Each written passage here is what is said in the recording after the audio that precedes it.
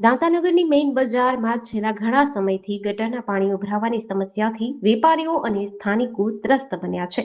તંત્રની બેદરકારીના કારણે લોકારોગ્ય જોખમમાં મુકાયું છે. થોડા વર્ષો પહેલા ગામમાં એક સરપંચ દ્વારા આશરે 10 ફૂટ પહોળી અને 6 ફૂટ ઊંડી મુખ્ય ગટર બનાવવામાં આવી હતી.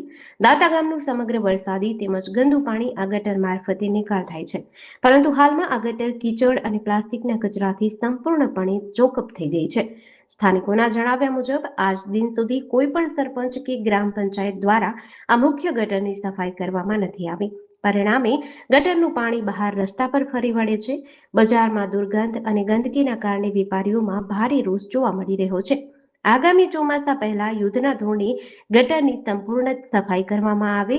ગટરના ગંદા પાણીના કારણે મચ્છરોનો ઉપદ્રવ વધ્યો છે. ડેન્ગ્યુ, મલેરિયા જેવી રોગચાળાની ભીતિ પણ સેવાઈ રહી છે. સમયસર સફાઈ થાય તો દુર્ગંધ અને રોગચાળાથી બચી શકાય.